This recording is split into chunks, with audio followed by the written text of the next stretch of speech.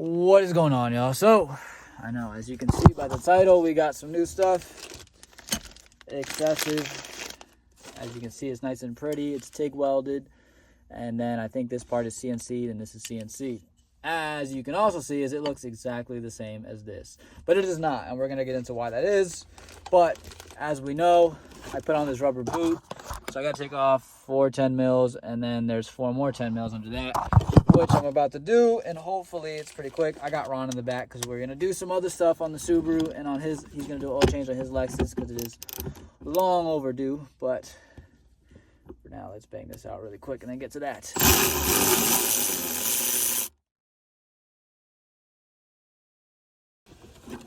So I got my 410s. I don't know what y'all got because I got my own boot cover here. I know y'all can't see right now, but just bear with me. This right here is the reason why we're swapping this. So, as you can see, this is one solid piece. Now, why does this matter, you would say? Well, we're going to try to use appropriate language. If you're an idiot like me, you rev your car to the moon, which shakes everything, and I put harder transmission mounts on it. It shakes these bolts loose, which then makes your shifter have play in it, which then makes it break. If you guys saw that, if you guys have been watching with me for a while, you've seen this broke on me. It sheared down here because the bolts kept getting loose because I kept revving it to the moon. And even with Loctite and tightening it more, basically it just squishes it and eventually it rips. So the solution to that is a single piece one. This also comes from CubeSmart like this. Whatever you do, do not buy the ones with the bolts. If you're going to buy one with this. The only reason I bought this one is because it was $40 and it wasn't from CubeSmart. You can find them on Alihaha. Type in W58 short shifter and they will come up for 40 bucks. So you could do that.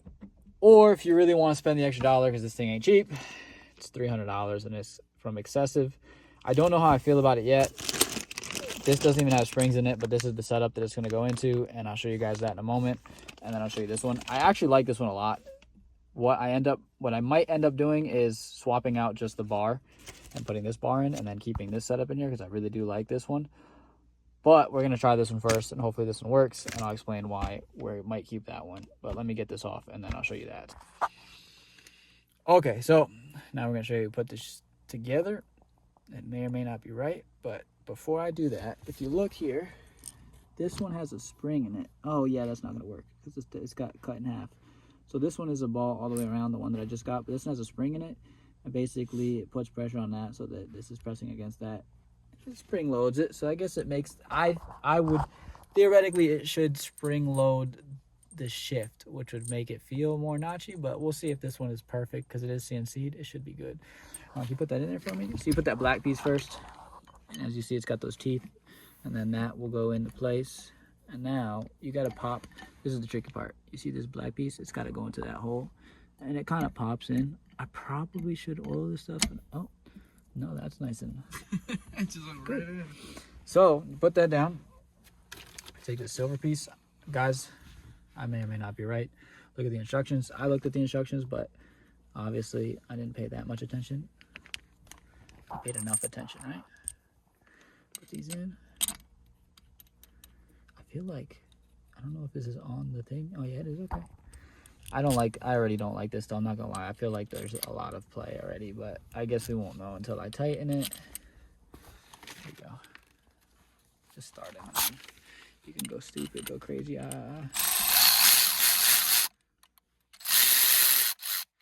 It's really so bad.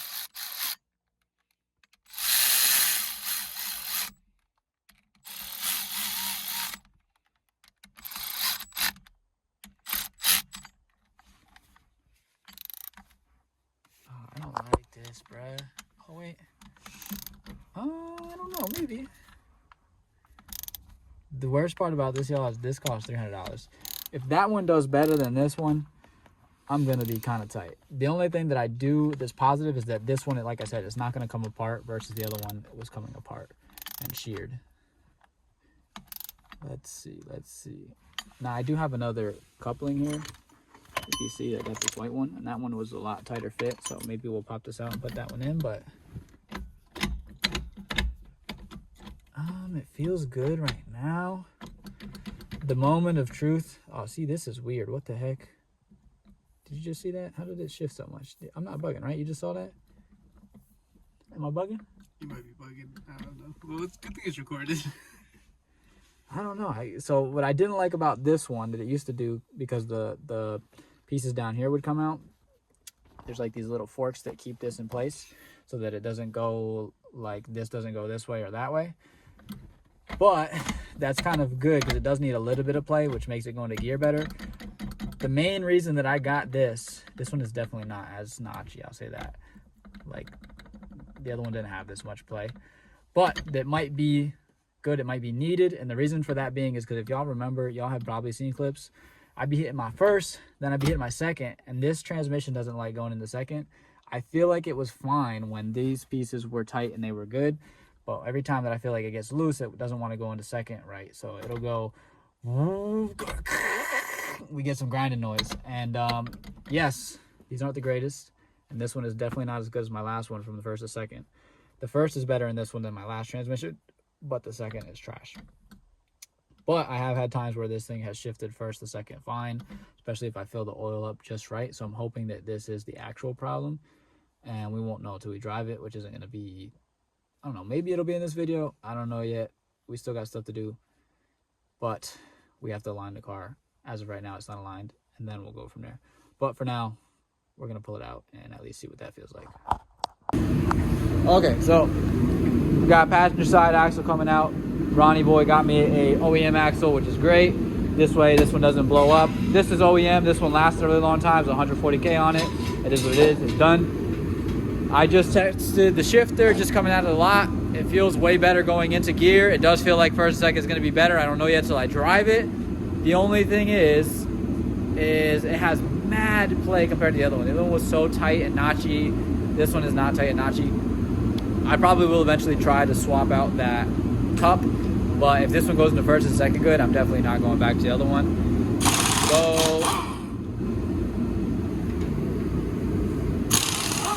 So hurry up, bro, go quick. This man want to do this, go like a NASCAR driver, bro. I know I was about to turn it on, but I was gonna YouTube before somebody started making noise. Anyways, we're doing this axle. The shifter feels good so far. I'll give you another update because we'll probably have the alignment done before this video comes out. And then I'll let you guys know how I feel about it then. So let me get to work on this and then I'll get back to y'all. All right, heater's off, compressor's off, wheels done. It literally took how long y'all just saw. Like, dude did it in like 10 minutes. I was like, oh yeah, cool. I'm about to bang some stuff out too. Nah, I did like, I bent the control arm and I put the cotter pin in and I put a bolt on, that's it. But yeah, it literally was like 10 minutes. So that's all done. Now I don't have to hear no more clicking no more. The car should drive a million times better. Between that not working and the transmission being low on fluid just from it being old fluid, I had him do transmission fluid on it. So it was a drain and fill basically. And then now we did the axle. I think because this one wasn't working and obviously it was spinning that one way more than it was spinning this one, I think I was cooking up the transmission oil. So now between a drain and fill and doing that, this transmission should be much happier because it's been driving much better with the drain and fill alone. But I still felt that this was a little funky. So now this thing should drive mint. Yes, the motor still needs to be pulled, but we'll get to that when we get to that. As of right now, we're trying to still work on this thing. This thing has been getting work done. We haven't forgot about it. Yes, it's been on the back burner because we've just had so much going on. Gauges, we finally found power for the gauges, but the issue is now that the gauges aren't reading. So we're thinking it has to do with the box because everything else was still plugged in. And even with it all being plugged in, the gauges weren't getting power. And then we just found the power wire to the gauges. And now that they have power, everything turned on, but now they're not getting signal. So we're gonna tackle that soon, and then we'll get back to y'all on that. Hopefully you guys see this thing on the road. We're still getting a leak out of the fuel filter line, so we gotta figure that out, and that's about it. So I'm gonna get back to this, and then we will talk about the shifter hopefully after this clip. Okay, so I'm back here again. Now, if you guys remember, I know you guys are seeing this in the same video. I still haven't driven the car, still haven't gotten it aligned. Now, this was in that metal piece in the shifter. I'm gonna try putting this back in and see if it makes a difference. It's a little foam piece. I was kind of worried it's gonna get hot and it's gonna catch on fire. I don't know, but supposedly this and the rubber piece are supposed to keep this thing without that play that I was talking about. Now, if you guys remember, I was talking about putting that other piece back in and trying to make it work with that spring, because usually these are spring actuated so that there's less play. But I feel like there's a lot of play. So what we're going to do is we're going to put this back in, see if this makes a difference. It did come with this rubber piece, and this is what we inserted in there. Now, it comes with a second one, and I'm assuming for wear, so that over time you can put a new one in. But I just don't think that this is going to be enough to keep this in place for a long time. I mean, this transmission gets fairly hot. Granted, what they did do, and it was, I don't know how smart it was, because this kind of made me nervous too, is they made that plastic piece in between, which means that it shouldn't really transfer the heat. But I just don't think that's going to be the case. I think that that plastic piece is going to get brittle, and I don't think that these bushings are going to survive. Other than that, I mean, I like it so far. Granted, I haven't actually driven it, but once I get in alignment, I will let you guys know. But for now, we're going to put this back in and see if this takes away this play that we got here. Let me take this back apart, and then once I get that done, I'll let you know what I think.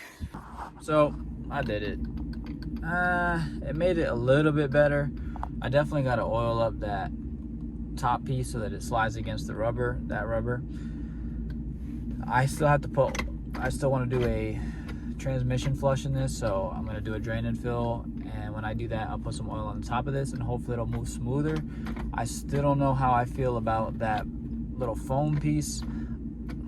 I almost feel like I want to soak it in oil, because it'll make it, you know, it will make it, yes, foil is flammable, but it's less likely to catch heat if it's going to be, you know, it's not going to be dry heat, which means it'll probably not catch. So I will say it feels a lot better as far as going from gear to gear, but again, I won't know until it's on the road. There is less play, so I'll drain and fill it, and we'll get the alignment and all that, and then I'll let you guys know what I think of this new setup. Again, I definitely like this better. This is hands down going to be better. I know that for a fact, but it is what it is. We'll get to it when we get to it, and then at the end of this, I'll tell you guys how I feel about the shifter and do a little review on it. But all right, let me get back to it. So I now drove a little bit. It was just kind of like daily driving. It wasn't anything aggressive yet because I still haven't gotten the alignment. I'm over here now to get the alignment. I'm just waiting on Ron. The shifter feels better. I did a small first second. I didn't do anything crazy because obviously it's not aligned, and basically it's going to eat my tires up if I keep doing that. It feels better. It doesn't feel as notchy, but in a good way. And it almost feels like a softer going to shift, if that makes sense. So it feels like basically it's not pushing it into gear as aggressive, but it's still going into gear fast enough. I haven't done, like I said, a quick first and second hit, so I don't know if it's going to grind or not. But there were things like I did downshifting from third to second. Normally it wants to grind when I do that. Nothing, it was smooth. So that's a positive. Granted, I'm not sure yet because I have adjusted my driving in this car, like subconsciously, to downshift at slower rates to make it do that less often. But it did feel like it went in softer, and it did feel like it didn't want to do it. So fingers crossed that this shifter was the issue. It still has a little bit of play after putting the cushion in, but it definitely is way better than it was before. It's not as sloppy now, and it's not even really noticeable. The throw is longer than the other short shifter, that's for sure. I really, really liked the first second hit and how short the throw was in the other one, but it was just really aggressive. So honestly, this is actually kind of nice, but only time will tell if I like this or that better. But as far as like fun driving, yeah, obviously the shorter throw is going to be funner, but I think this one will be better, more accurate. It'll have a little bit more timing in between shifts, but it'll be so little that it shouldn't make a difference. And then me being able to go to first to second without any grinding, if that's the case, that's going to give me all my time back right there. So we're going to get alignment, then we'll do a first, second hit, and then I'll let you know how I feel about it after that. But as of right now, I'm liking it. I still don't know about those bushings, but we'll find out. All right, let's get back to the alignment. I'm in Ron's Lexus. I'm so jealous of the black interior still, but this is the LS400. It's still been good. These things are bulletproof. You guys know this. This is the V8. He now has 300K on this car. I don't know if it ever got an oil pump changed, but I can't believe that it's running the way it did. It does. If it didn't, this thing is cozy still. Now he's got a radio. He's got a backup camera. He's still got the rims and everything. Honestly, he barely drives this car. Well, man, he must have driven a lot. I don't know. I guess the tires are good because he has like 8/10 of it. I mean, it looks like he has like 6/30 seconds, which is a lot. On these tires, they come like new 8. I'm saying that, but I also go through tires like crazy. He doesn't go through tires like I do. But this car is cozy. This car has been driving great. The only issue is that he does have it really low, so it does still scrape. I think he wants to tuck up the exhaust because he's more worried about that. And, you know, the chassis is going to rub. It's going to rub. But other than that, this thing has been amazing, and I'm still jealous of it because I absolutely love the black interior, and I love this year and model. The paint needs some love, but he plans on doing all that, so, you know, that's a long time ahead, but he does plan on doing some more stuff to this car and giving it some love and actually giving it some nice wheels, because I know we're on reps, but guys, we got what we can afford. Bear with us. Anyways, let's get back to the SC. I'm now home. I got to do a full 1-2. It did indeed grind still, but it actually went in gear much better and smoother still, even despite the grinding. Basically what that means is I'm thinking that once I do a drain and fill, it should be okay, as well as I can beat on it obviously when I'm doing stuff like that. But the W58 is obviously going to leave the chat at some point. For now, we're not going to beat on it because we still got to daily it for a little bit when we do the motor on the Subaru. Once the Subaru is done, then we can dog it all we want. And when I get the chance, I will buy another transmission, and it'll likely be a CD009 versus the W58 so that we don't have these problems anymore. And I'll probably just get a new one so that I don't even have to deal with thinking about gambling on a transmission or not. So that's where we're at with that. I will say I like the shifter way better. I mean, you know, we tried to make the W58 work. It just doesn't like abuse. And yeah, that's just the conclusion I came to. I mean, maybe if I find another W58 that's for an SC for cheap, I'll put another one in, but it's likely not going to be the case because there's other things that I want to do with the car, and the CD009 would just make more sense, and it works better and it does better. So that's kind of where we're at. I will say though, as far as the shifter being the shifter, it is way better than the other one. I'm still not a fan of the bushings just because I think that they're going to wear out pretty quickly, although I will say that the plate is gone and I like it now. It's like a soft feel. It's not super notchy, but it is a little notchy, and the throw is not too short, but it's not too long either. So I'm happy with that. Because the one piece, I can feel the complete difference in that going into gear. Now we have an alignment, but the alignment isn't complete yet. Ron couldn't get the tow bolt to tow in completely on the rack. So I'm gonna have to pick it up, take it off weight, zap it out, pop it out, twist it the way it's supposed to be twisted, and then set the toe myself. But I do know that the center line is now center on the front, and that the rear is really, really, really close to center. So now as long as I do it, I said that I had 0.2 degrees toe in and then 0.2 degrees toe out, which would put me about 0. So obviously we're going to go 0.2 degrees in and then 0.2 degrees out just to get everything 0. If it does say that it's 0 with the toe plates, because Ron was saying something else and I'm not sure if it's supposedly at 0 right now, but we're gonna check that, and then once we figure that out, we'll get that all sorted out, and the rear end should be aligned and the car should be aligned. It is driving fairly straight. It is still pulling to light very, very, very, very, very, very minutely now, and I'm sure it's because of that toe out in the rear from the other wheel, so I'm not too worried about that. And yes, the car should be back on the road and doing stuff soon. I'm not going to do too much dogging it, just like I said, because I might have to daily it for a little bit, but I will be doing polls and doing stuff like that, and I'll get clips for you of that now. And as well as I will be putting up the snow clips soon. I don't know, it might be in this video, it might be in another video, but it just depends on how long this is. And yes, with that being said, that is going to conclude this week's video. I hope you guys enjoyed. I will see y'all soon. Maybe I'll put something with the snow clips in between the weeks, or maybe I'll do it next week. I don't know yet, but just stay tuned. Bear with me. We'll get there.